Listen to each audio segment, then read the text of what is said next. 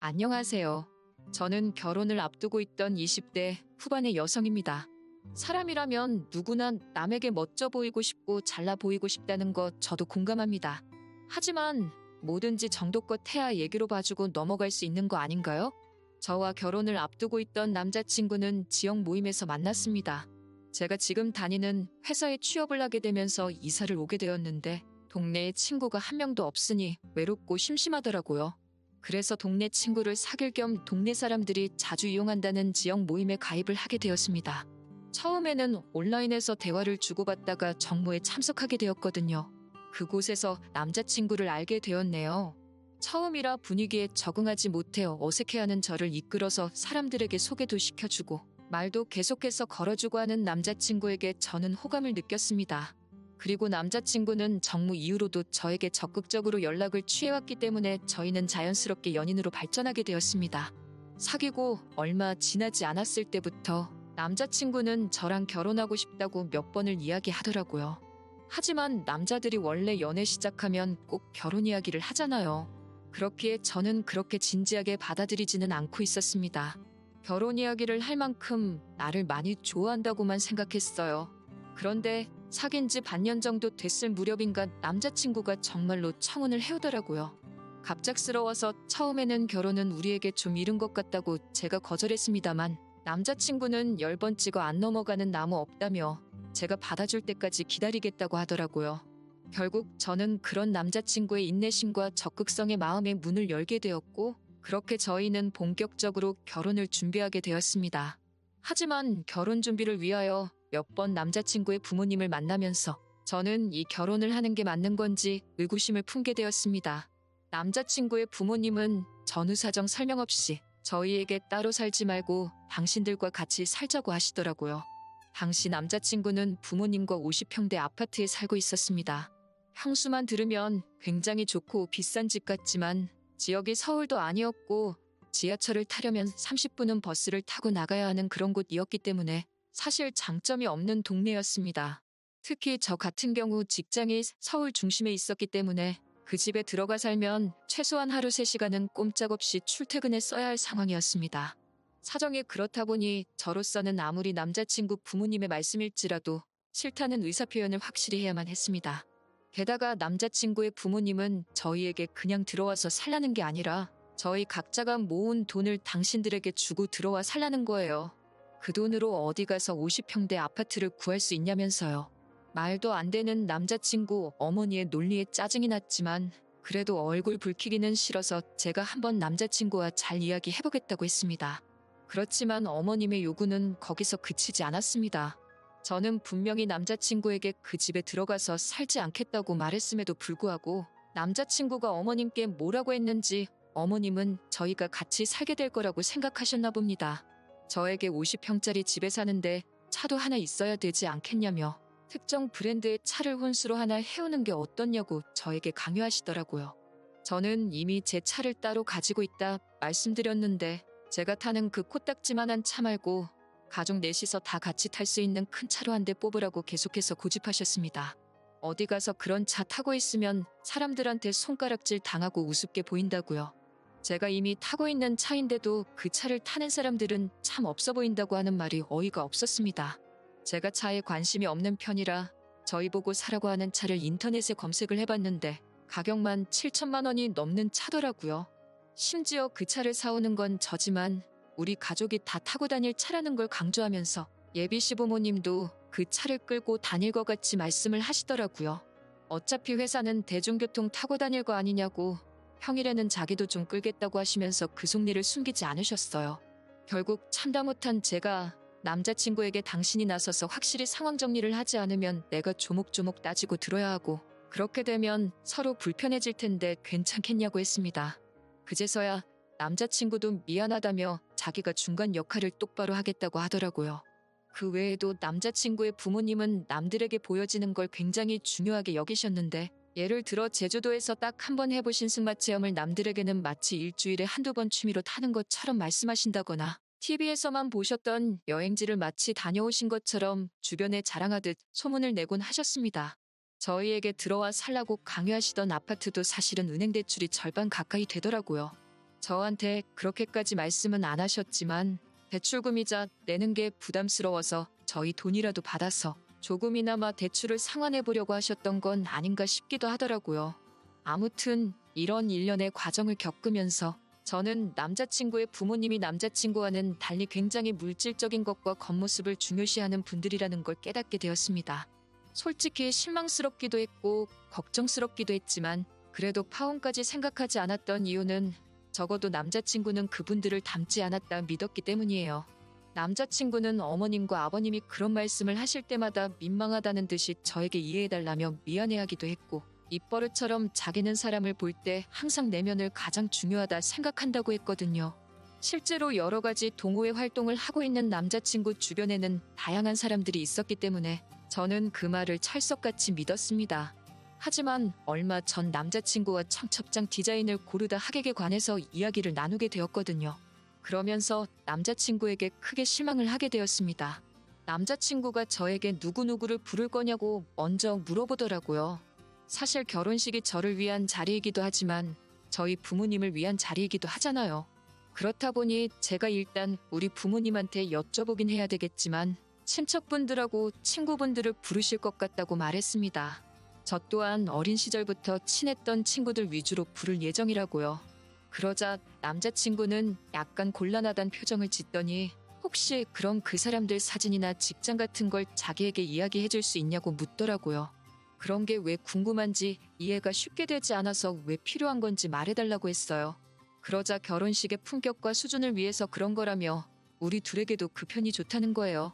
그러면서 자기가 작년에 중학교 시절 친구의 결혼식에 갔었는데 신부 쪽 가족 중에 몸이 불편하신 분이 있었다면서 그 사람 때문에 사람들도 웅성거리고 사진 찍을 때도 식사를 할 때도 모든 것이 지연되었다면서 보기 안 좋았다고 하더라고요. 저는 남자친구의 그런 말에 굉장히 놀랬고 정말 깨더라고요. 하지만 최대한 그런 티는 내지 않으면서 그럼 우리 결혼식엔 어떤 사람들이 왔으면 좋겠냐고 물으니 일단 기본적으로 체형은 평균이었으면 좋겠고 외모는 중간 이상은 되었으면 좋겠대요. 부모님 친구분들 중에서도 좀 사회적으로 명망이 있으신 분들이 오시면 좋겠다고 하더군요. 그러면서 장인어른도 공무원이시고 장모님도 선생님이시니까 그런 거야 뭐 걱정 안 해도 되겠지라고 확인하는 남자친구에게 솔직히 정이 뚝뚝 떨어지더라고요.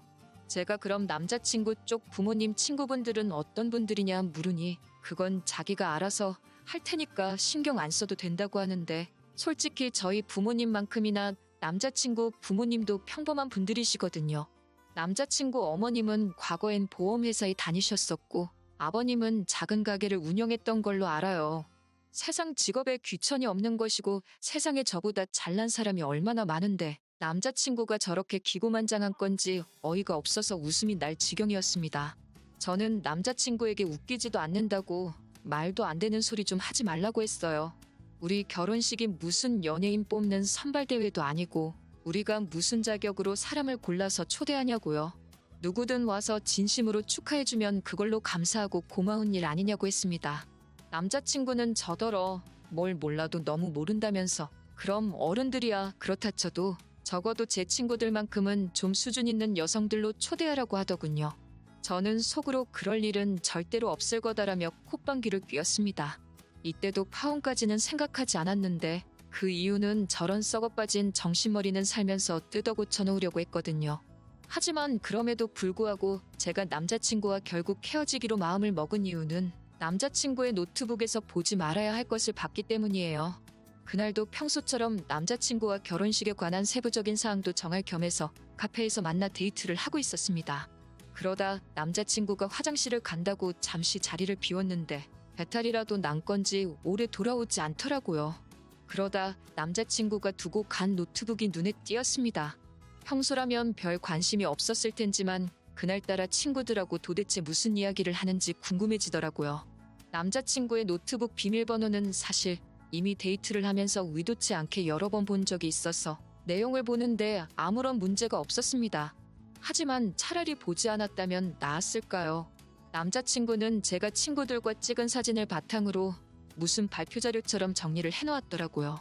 이 친구는 얼굴이 A급이다. 이 친구는 다니는 회사가 좋다던가 또 다른 한 친구는 얼굴은 예쁘지만 조금 싸 보이고 직업도 별로다 등등 제 친구들을 외모, 학벌, 직업 등등 해서 자기가 뭐라고 제 친구들을 등급을 매기고 있었던 겁니다.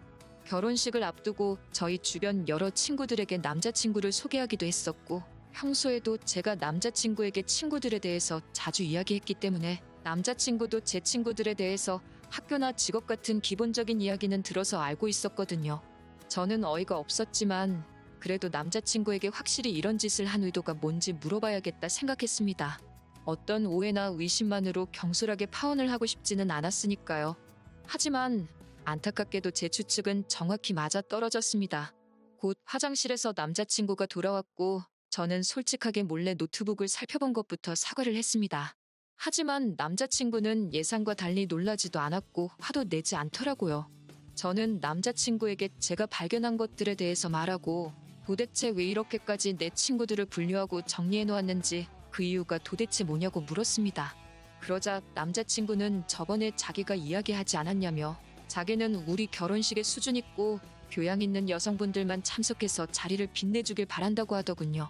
대체 왜 그렇게까지 해야 하냐고 묻자 자기가 결혼식에 초대한 하객들은 대부분 다 돈이 많고 학벌도 좋은데 그런 친구들에게 걸맞는 여자들을 보여줘야지 훗날 우리가 그 덕을 좀 보지 않겠냐고 오히려 저에게 대묻더라고요. 그제서야 아니라고 믿었던 내 남자친구가 정말 정신이 썩어빠진 인간이었다는 걸 실감하게 되었습니다. 저는 남자친구에게 내 친구들이 무슨 한우도 아니고 등급 매겨서 장사를 하려는 거냐고 화를 냈습니다.